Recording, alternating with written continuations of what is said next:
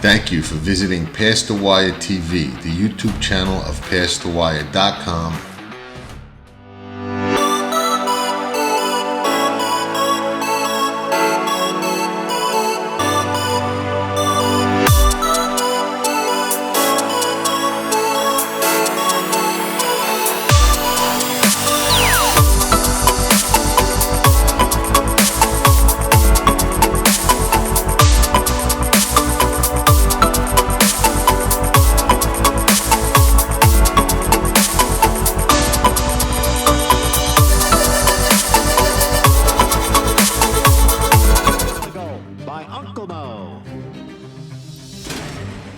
And they're off in the Remsen. As they come on for the finish, and it's going to be tight here in the Remsen. Mo Donegal bearing down on the outside. It's Mo Donegal and early voting, and it is Mo Donegal to win the Wood Memorial. And it will be Mo Donegal to win the Test of the Champion, the Belmont Stakes. Hey, how's it going, everybody? Geo Sette with Past the Wire. I am with you tonight, just the night before, so you'll probably be viewing this tomorrow, Tampa Bay Derby Day. I'm going to provide instead of what I normally would do, in terms of write a column for you to take in and read my analysis, sort of ran out of real estate, ran out of time, so I'm preparing this video for you. It is the Tampa Bay Derby. You got to feel the hype of the 3-year-old campaign really brewing up. Kentucky Derby preps. Albeit this is a grade 3, it's still a Kentucky Derby qualifier. You know, you get 50 points if you emerge victorious. And there's a couple of decent 3-year-olds. I don't know if there are some real serious threats for the Run for the Roses the first Saturday in May. But there could be a couple out of this race that actually do make it. So we have 12 running. It's sort of like the Sam F. Davis Part 2. Seven of these 3-year-olds are coming out of the Sam F. Davis that was run a month ago at Tampa Bay. And if you remember that race, a lot of strange happenings. It became extremely windy. And after they broke out of the gate, there was like a significant downpour. So it's sort of like it compromised, you know, they all had a run in it, but it tainted the race some. I wasn't a big fan of the Sam F. Davis this year, but like I said, 7 horses come out of that race are starting in the Tampa Bay Derby. So it's interesting enough that there's a field of 12 and 7 of them are meeting each other again. So I think the best way for me to go about providing an analysis on the race for you is I'll just work it down from the number 1 all the way down to the outside post, the 12 post. And then of course, based on what I share with you, you'll have a good idea of who I like, who I think is your cold winner, who I feel is your best exacta opportunity, and of course down to the triple and your superfecta gimmicks. So without further ado, all right, now I put together a lot of notes that I normally would type out, so I'm going to be reviewing my notes and speaking to you at the same time, and I'm sure you'll find it informative. All right, so the number 1 is Lord Miles, son of Curlin, Paco Lopez up. I took a good look at this horse in the Holy Bull. I really didn't have an excuse for the horse, his poor performance. But prior to that, the 2 starts, one as a juvenile last November, one at First Gaskin, a maiden special. Then the Mucho Macho Man was a very fast race, at least for the half. And, you know, he broke from the outside. He was wide. I thought he kept coming, so I was impressed with him then. But then he didn't improve in the Holy Bull. So, you know, he's coming from a good barn. I trust Safi Joseph. I like Paco Lopez. Son of Curlin, made for the distance. The horse has only one way to go, is up. So Ward Miles, I think, is going to improve, should improve, if he's going to have any kind of a career in this field. So I don't know if the horse is a threat to win, but if the horse gets a good trip, could very well hit the board. All right, we'll talk about that later. Number 2 is Classic Car Wash. Mark Casse, it's a state-bred gelding. Also ran in the Sam F. Davis. You know, when you watch that race, it looked like he was coming late. He had more of an opportunity. Just didn't get it done. Can I think he can improve? I think he's got comparable buyers for this field. He's gonna have to take a step forward. He's a gelding. I think he'll be tactical, but there's a ton of speed in this race, so I think it'll be best for him to sit maybe 3rd or 4th and make a pretty good run into the stretch. The horse has also had some trouble in previous races, so I'm sort of on the fence with him. Could he hit the board? Yeah, with his best he can, but I'm just not totally sold on him performing at Tampa Bay Derby Day. The 3 is Classic Legacy. Bill Mott, tons of respect, of course. Irad, but when you have Irad on getting his mount taken over, first time on the horse for Bill Mott, automatically that's going to reek of an underlay. You're not going to get value with this horse.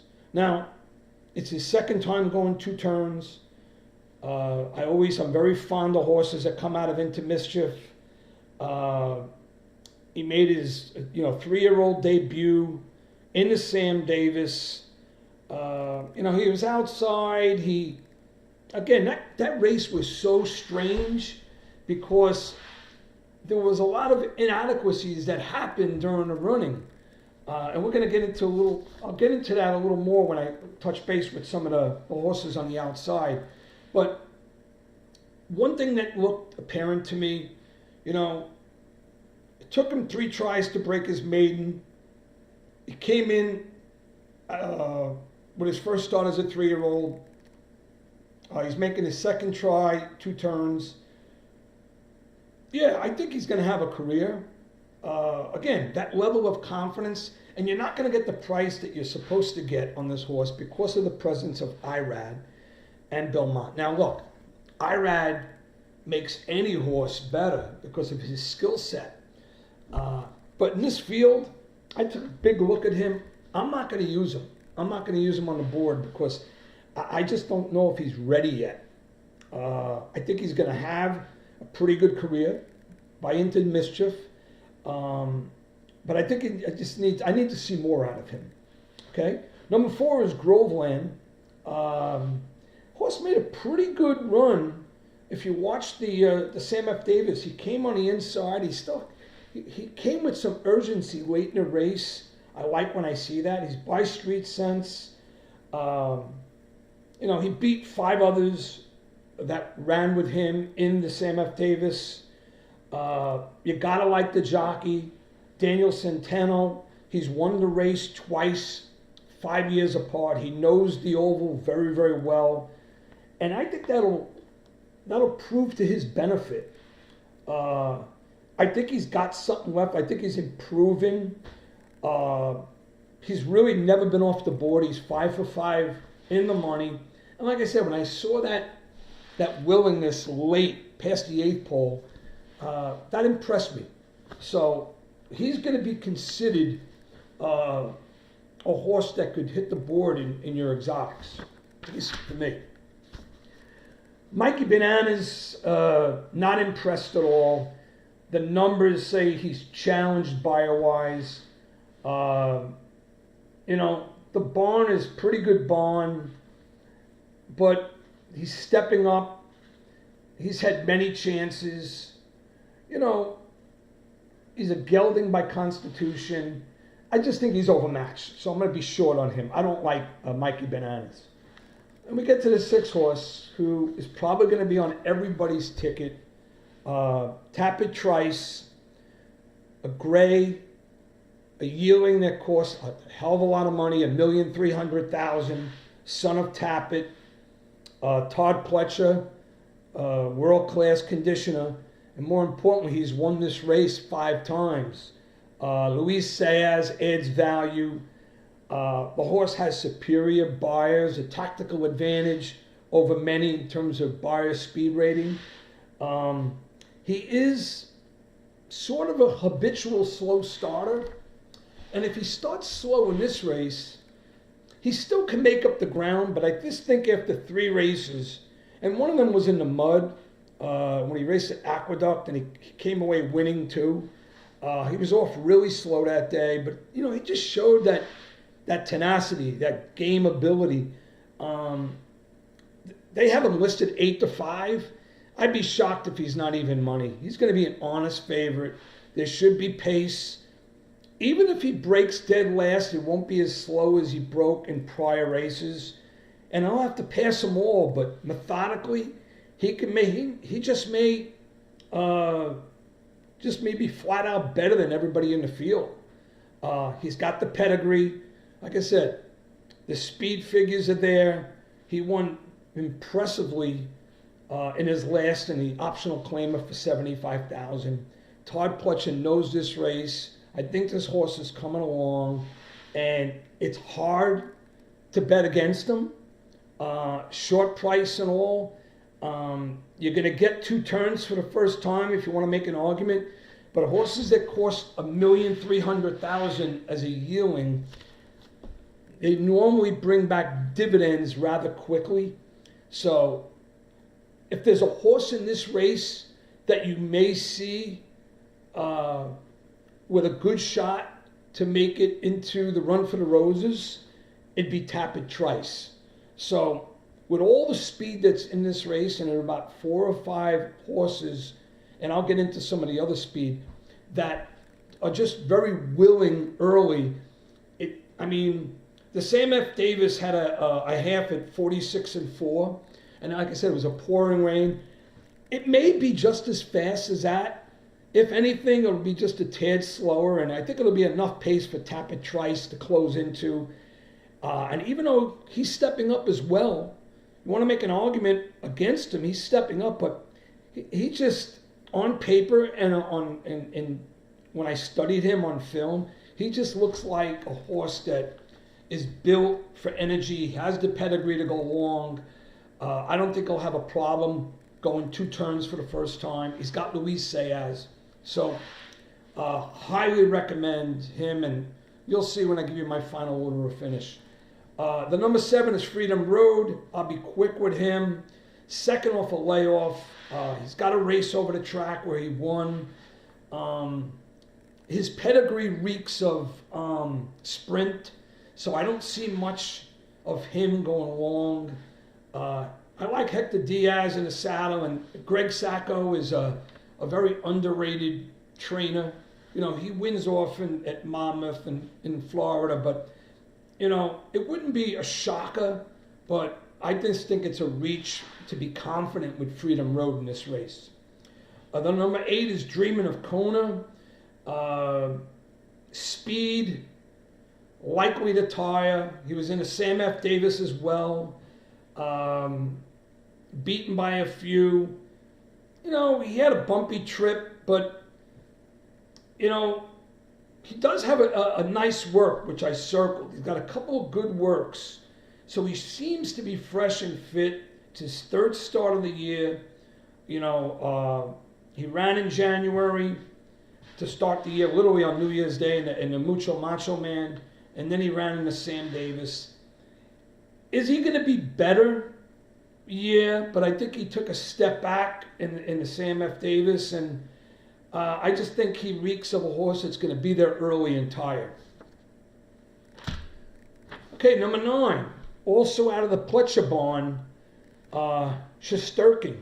This horse is rather impressive on paper and on film as well.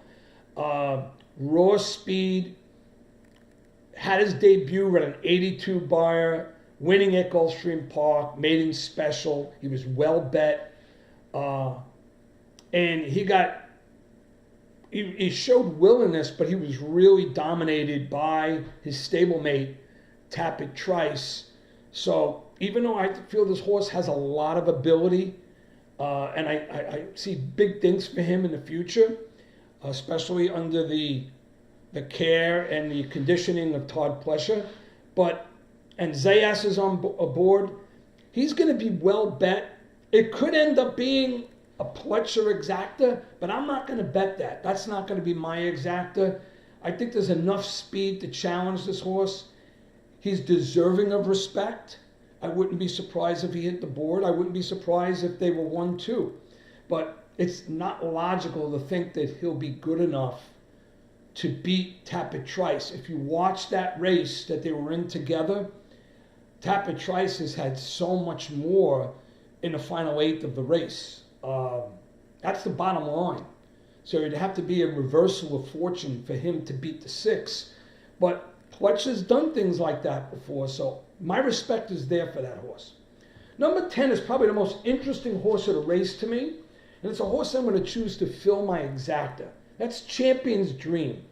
I trust the rider, Antonio Garado. He knows the oval. Mark Hasse is a respected conditioner. Now, if you watch the Sam F. Davis, what happened with this horse, he lost the shoe. He was sandwiched early and then sandwiched again. He ran willingly. He chased the horse Zydeco, who was up early. He chased him, and then there was a very fast retreat through the pouring rain, and that's because he lost a shoe. He was used early, and I just think they did the right thing with him. Now look, a lot of times you have to look past that, or you have to consider that in your handicapping, and I did. Now, this is the son of Justify. It's a beautiful gray horse, $425,000 as a yearling, being a son of Justify. As a juvenile, the horse ran in the Champagne, won it first going as the favorite, maiden special at Saratoga, a nice maiden field. Then he ran and won the Grade 3 Nashua. Wasn't a dynamic race, but he was wide and he ran him down in the stretch, and that's as a 2-year-old.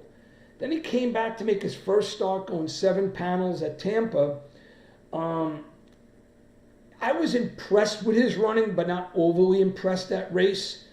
The horse that I'm going to get into next, Zydeco, actually beat him to the wire by a neck. There was some bumping going on, but if you watch the Sam F. Davis through the pouring rain, the horse feverishly chased the front runner through a 46 4.5, pouring rain, lost the shoe, retreated. They eased the horse. So between being sandwiched early, losing a shoe, pouring rain, retreating, you got to put a line through that race. I don't think that Mark Hasse would, and the ownership group, I don't know if they would start him in this race if he wasn't well. Since then, he's worked. The work is moderate, nothing to write home about. But if he's in, he's a threat based on how he ran as a juvenile. And I just see there's the ability. He was $425,000, son of Justify. So he's going to make my exacta. The next horse, the 11, is Zydeco. Zydeco, I believe it's pronounced. A lot of speed. He's going to need it from the outside post. I think they'll rush him up. He's going to be challenged to his inside. He did run that, the Sam F. Davis where he was the leader through the pouring rain. But he's a gelding. I like his works for the race. Excuse me, work, not works. But with all the other speed, you have to be special to overcome that. I just think he has the look of a horse that's going to be there early and probably not have much left in the final furlong. And last, the 12 horse, is actually a horse that I think could hit the board, Prairie Hawk. This is a colt by Curlin, Champion Curlin. Safi Joseph, Sammy Camacho knows the oval. If you watch the Sam F. Davis, he had a very impressive rally towards the top of the stretch. But then for whatever reason, he just didn't have it in a stretch, and he's got the breeding for that. So I almost want to put a line through that. He's got some tactical speed. You never know with the way that it was raining and it was windy. Maybe the horse just wasn't comfortable. The horse is made for the distance. He does have an 80 buyer under his belt. You put a line through Sam Davis, and he could be a threat at a price. So to finalize what I'm going to do for you, the Sette selections, past the wire, my Tampa Bay Derby 2023, top choice, I couldn't get past Tapit Trice. That's the number 6 for Todd Pletcher. My exact is going to be Champion's Dream, because I just feel there's a lot of ability with the horse, and if they're running him, he's going to be ready. I like the 1 Lord Miles or on the rail, getting a good trip to get third money, and the combination of both the 12 Prairie Hawk and actually 3 horses who could fill your superfecta. Prairie Hawk to 12, Classic Car Wash on the inside for Mark Casse, that's the state-bred gelding, or Groveland, because Groveland showed that type of willingness I like to see in deep stretch. Okay? So 6, 10, 1, 12, 2, 4. Geo Sette, past the wire, Tampa Bay Derby. Let's make some money. I'll see you during the Triple Crown and many of the prep races. I'm going to write a column for the Arkansas Derby, the Santa Anita Derby, the Florida Derby. I told you I ran out of real estate. That's why I'm doing this video for. And I may come back and do a video too. All right. So the best of luck. Let's take some money home. Have a great day.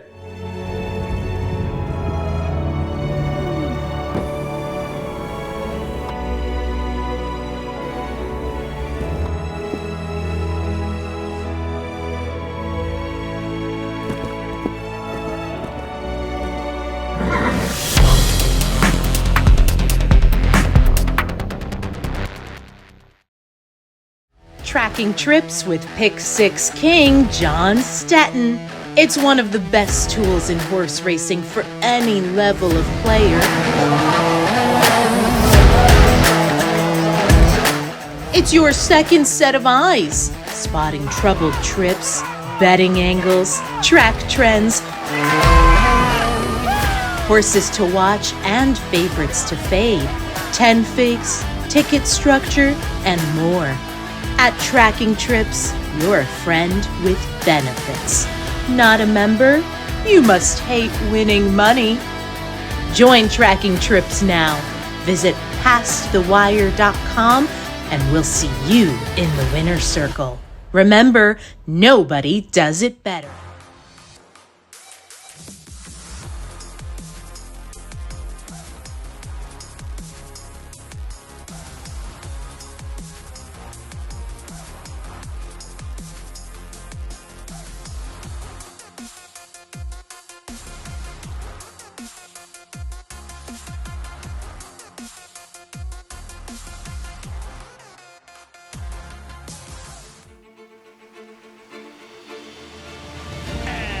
They're off in the Curlin, Florida Derby.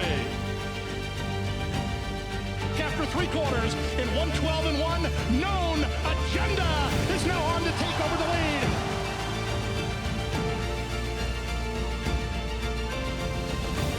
It's Known Agenda for St. Elias Stable. Florida Derby winner, Known Agenda. Dan Oman here with some exciting news. DRF Formulator, the gold standard in past performance information, is now free exclusively on DRF Bets. Join DRF Bets with the promo code WINNING. Get a $250 first deposit match bonus, a $10 free bet, and free Formulator already uploaded to your account. Access Formulator's premium features, including sortable trainer stats, race replays, personalized trip notes, and lots more. Free Formulator exclusively on DRF Bets.